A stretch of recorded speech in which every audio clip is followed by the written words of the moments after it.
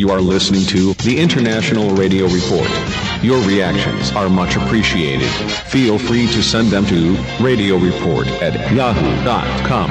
That is radioreport@yahoo.com. Thank you. Welcome, everyone, to the International Radio Report for Sunday, October the 5th, 2025. My name's Sheldon. I'm here with Jill. We thank you for tuning in to our show. We're here every Sunday morning with our regular 30 minutes of news and information from the world of radio. We have a lot of stories dealing with the Voice of America coming up later on in the show. A follow-up to last week's story about HD radio, and a few other interesting things to share with you today, so we should get right to it. Starting off with a really interesting story, and I'm really wondering how Canadian broadcasters are going to react to this if it goes any further. It comes from Broadcast Dialogue by Connie Theissen. Indigenous broadcasters advocate for 5% music quota. The Canadian Association of Aboriginal Broadcasters appeared before the CRTC's The Path Forward hearing on Friday, making their case for a mandatory 5% quota of Indigenous music on commercial radio, on top of the existing Canadian content requirements. Dave McLeod, the CEO of the Native Communications Incorporated in Winnipeg, told the hearing, "The move is the honorable way to move forward with changes to the Broadcast Act."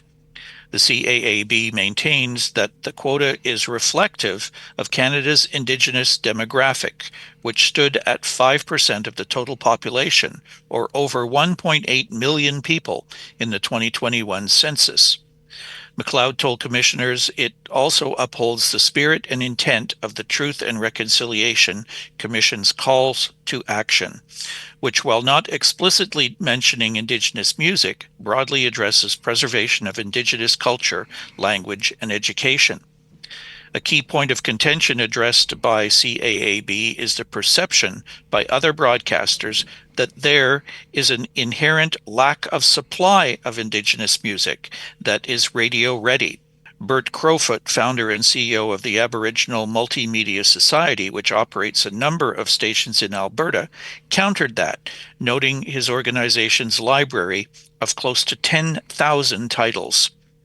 McLeod added that NCI, which produces the long-running Indigenous Music Countdown, receives up to 30 new singles each week from Indigenous artists across the country. The show, which is celebrating its 20th anniversary and the 10th year on Sirius XM, is carried on 9 Canadian radio stations and 2 in the United States.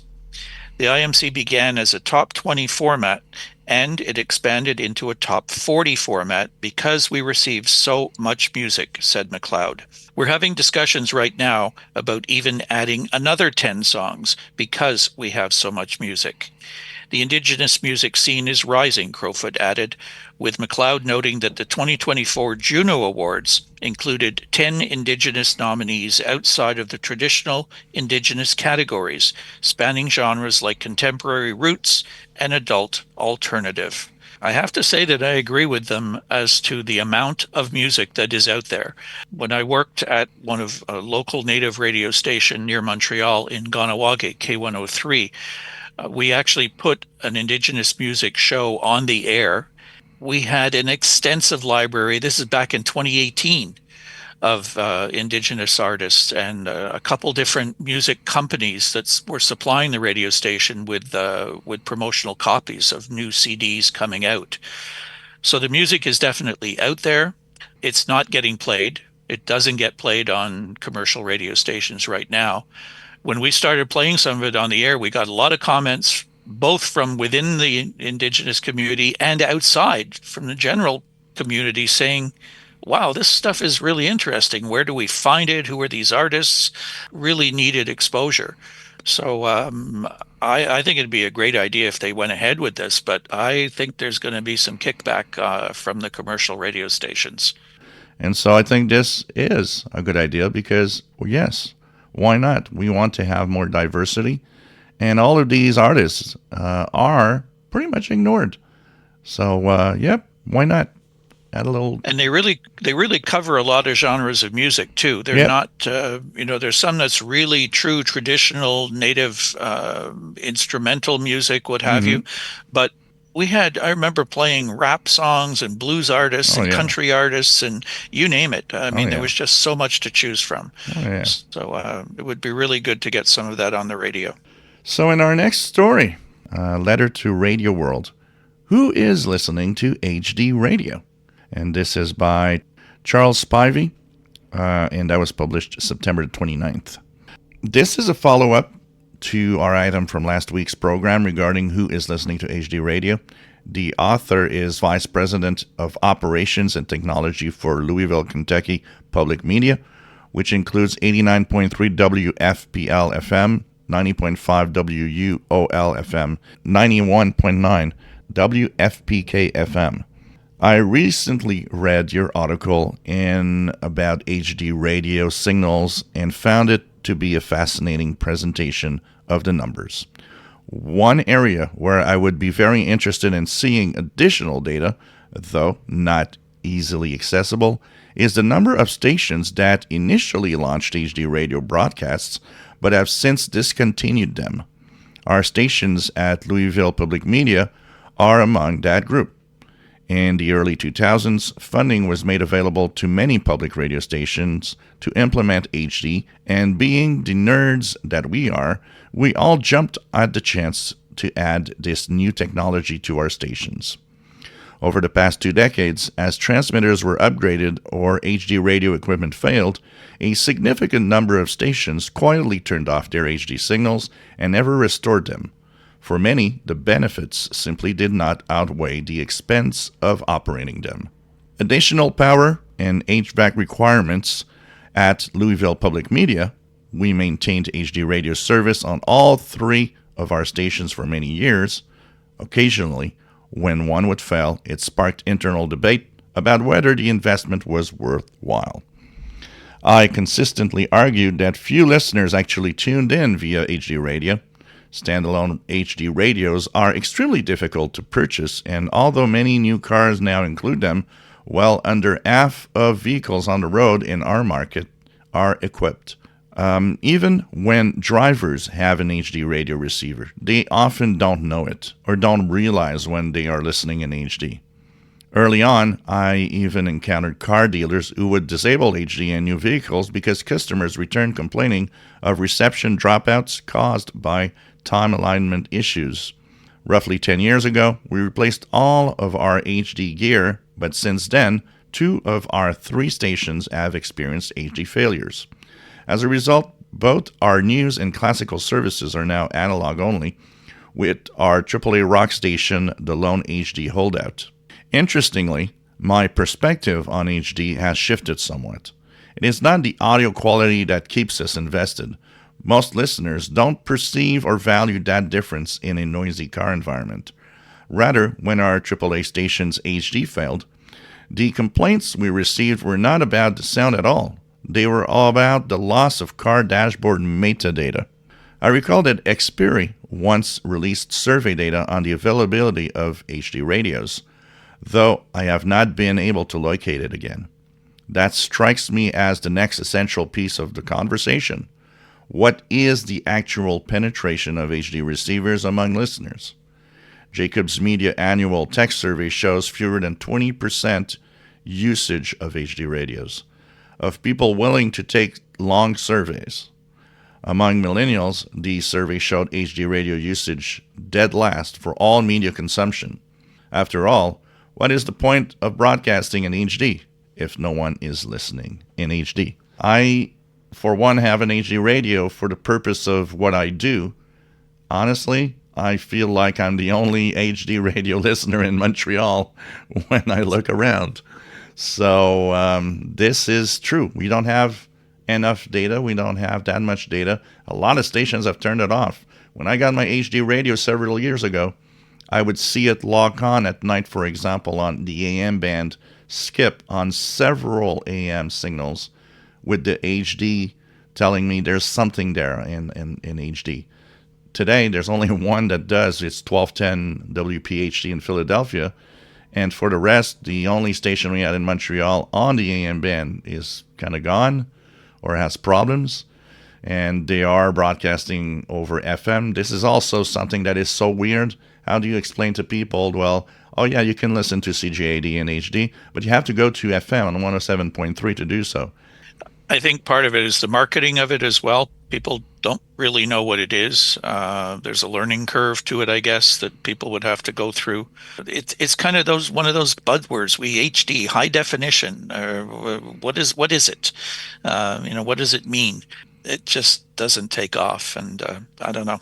It seems to be headed that way. The comment they have about the metadata, and that is true. That if there is something people would notice is, yeah, a song's playing and you have all the details of what song's playing and everything is there because HD gives you the capability of putting all sorts of information about, what you're listening to. So our next story is, we have an audio of this next story, actually. It's a story about the federal judge blocking Voice of America mass terminations in a scathing ruling against Kari Lake. It comes from Fox News, so let's take a listen to it. VOA, perhaps DOA. It's really like a rotten piece of fish. It's best to just scrap the whole thing and start over. Former political candidate and TV anchor Kari Lake says dead air may be better than VOA's current broadcasts. We need to modernize. I don't think doing 1990s television is effective anymore. Lake contends Chinese spies infiltrated the VOA's Mandarin service, and Russian spooks nearly worked at Radio Free Europe. This is not the voice of America. This is the voice of America's enemies. Democrats say curbing VOA silences America from transmitting news into enemy territory. Our soft power is of critical importance, and I think Putin would be very happy. But it's not just Democrats. California Republican Young Kim says dismantling Radio Free Asia cedes power to China and North Korea. So I worry about the U.S. government's ability to win in the information domain. Lake canned 639 employees Friday and says she's just carrying out orders from the top. What we reviewed was an executive order, March 14th, by the man who's in charge of the executive branch. I want to know. His name is Donald Trump. Democrats say that's the problem. You were a propaganda machine for the Trump administration. Congress commissioned VOA to beam news behind the Iron Curtain. The Big Four have agreed to end the Berlin blockade and counter-blockade. But Republicans question its necessity when people now get their news on a phone. That government's not very efficient. It's a relic. Yes, ma'am, it is. It's a Cold War relic. VOA fired dozens of staff in its Persian division, but restored some programs as tensions rose between Iran and Israel. We have a couple more stories about VOA following up on this one. So again, we'll put out the information we have, and we'll wait and see what happens. So the next story that we do have comes from the New York Times. Voice of America stops all broadcasting after the government shuts down. This is by Minho Kim for the New York Times.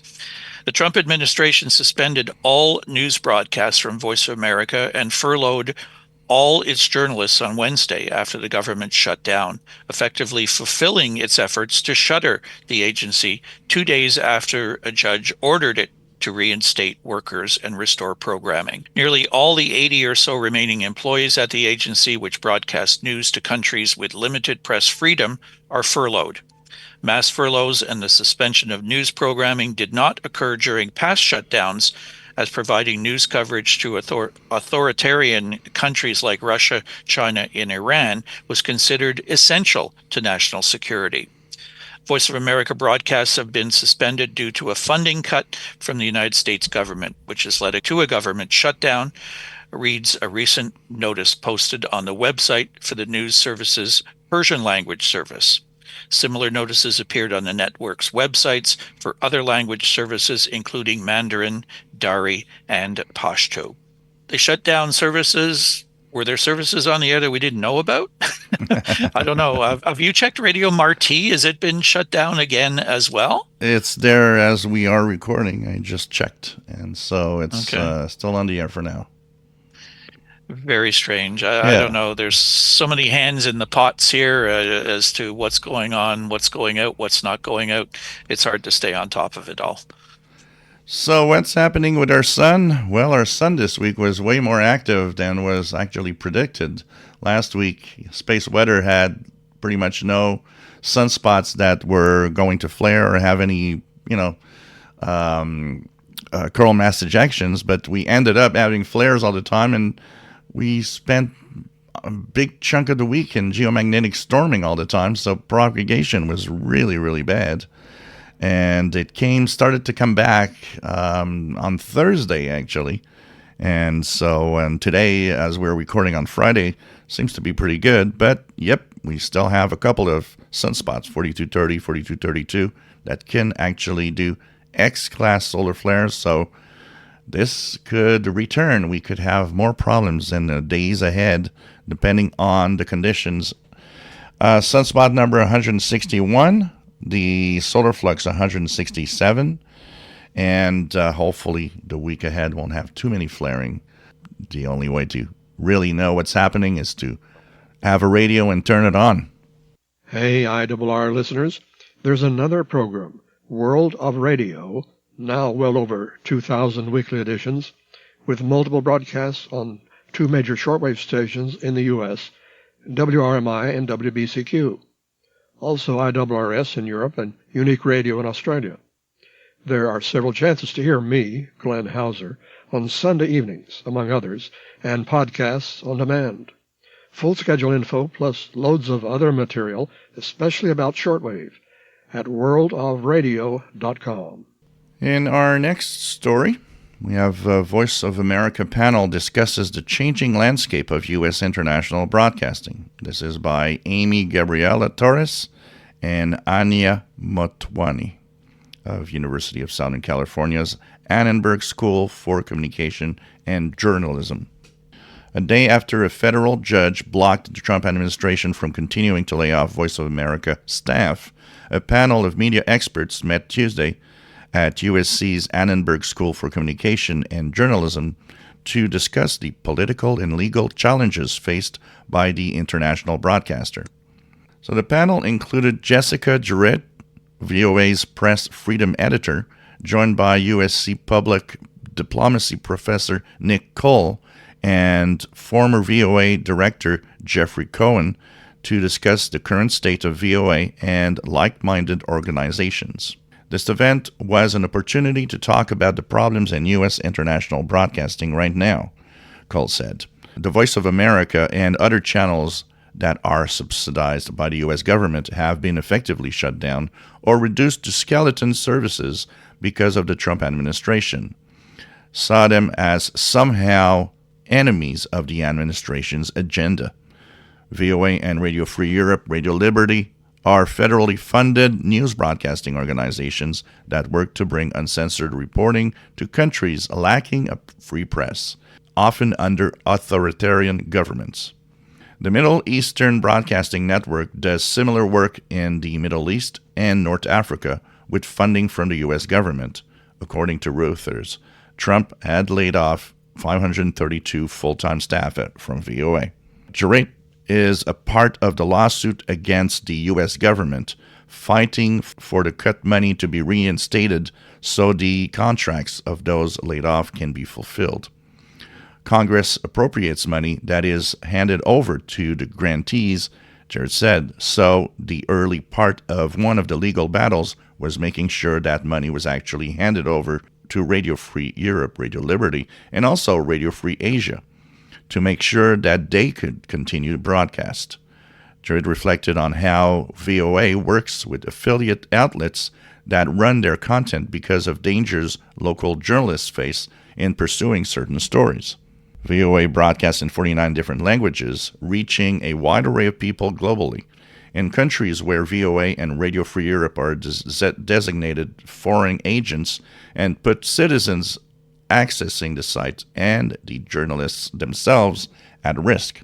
The organization uses mirror sites and satellites to transmit their broadcasting.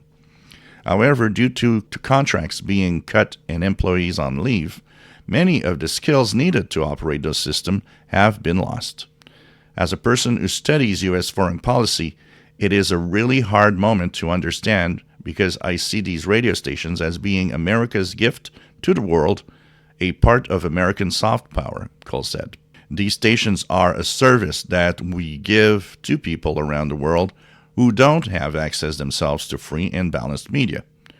In response to the Trump administration's claims of a biased mainstream media stacked against him, Jarrett remained affirmed in the objectivity of VOA's reporting. No government, the U.S. or foreign government, has any influence on what VOA does or does not put out, she said. We have something called an editorial firewall that we're fiercely proud and defensive of. There's been a few false allegations of bias. We're journalists. Sometimes we make mistakes, but we have processes to try to correct that. Cole underscored Jarrett's contribution to the conversation as vital to the event, while also emphasizing the benefit of multiple voices. The highlight of the event was not just hearing from Jessica, but hearing from students who grew up in countries where they have been denied free media, but where Voice of America has filled a gap for them. We heard from students in a number of countries, Serbia, Bangladesh, Kyrgyzstan, and other places around the world where U.S. international broadcasting has made a difference. Albert Margitoyu, an undergraduate student at USC, shares a personal connection with VOA through the impact it had on his parents. I'm familiar with Voice of America and programs like Radio Free Europe because of experiences that my parents went through growing up in communist Romania. And so that was what motivated me to come here.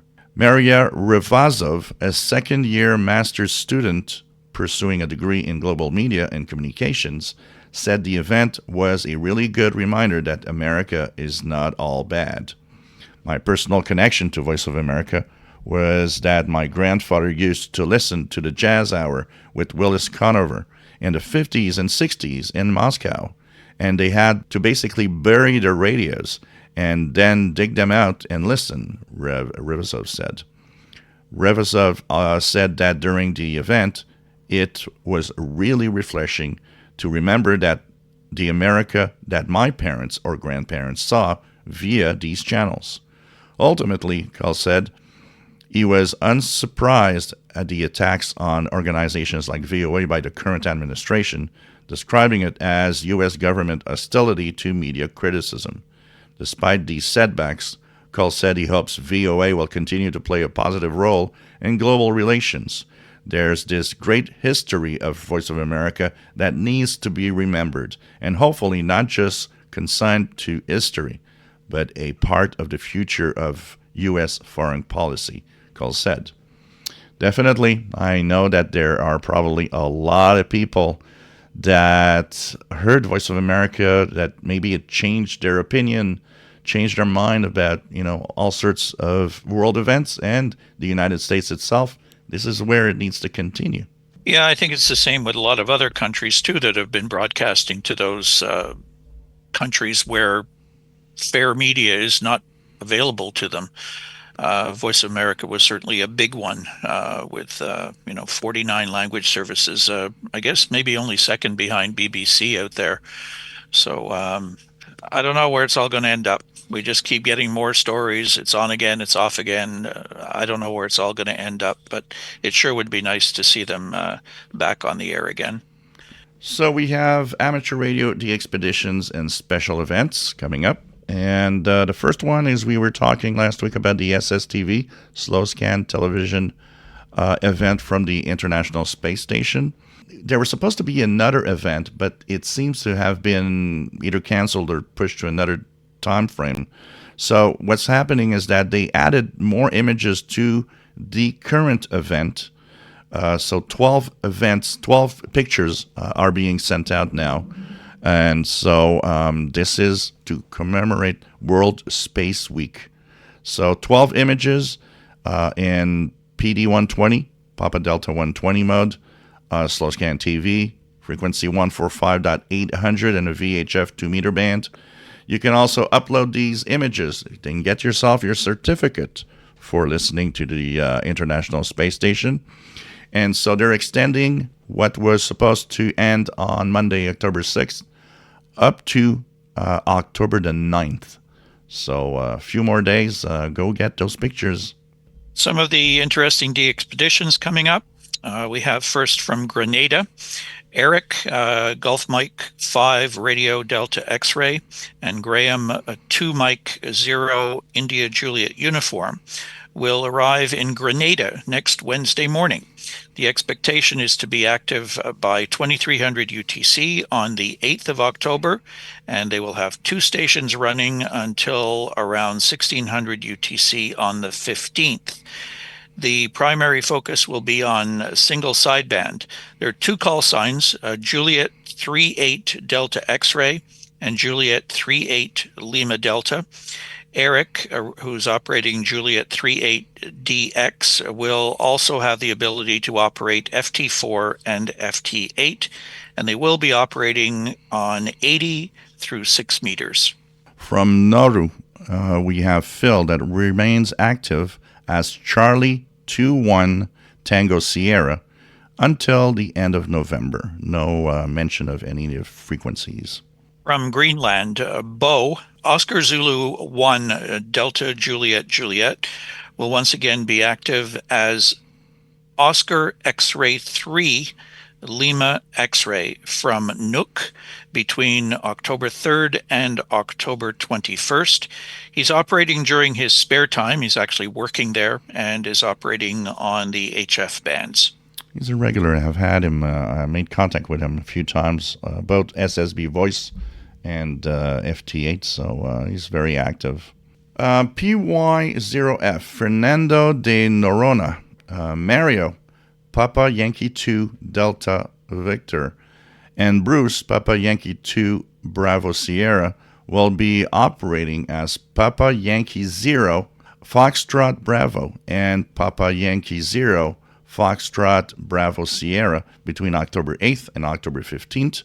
The activity will be from 80 to 6 meters using SSB with some FT4, FT8, and also Papa Yankee 0 Foxtrot Bravo Sierra will be on the Moon Earth on the 23 centimeter band. From Burkina Faso, Harold Delta Foxtrot 2 Whiskey Oscar will be active again as X-Ray Tango 2 Alpha Whiskey between October 4th and October 27th, operating on various bands, CW, SSB, and FT4 and FT8, with 6 meters included.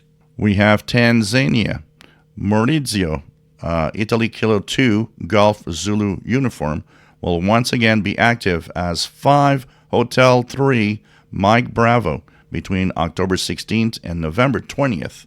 Operation during his spare time on HF using CW, SSB, and digital modes.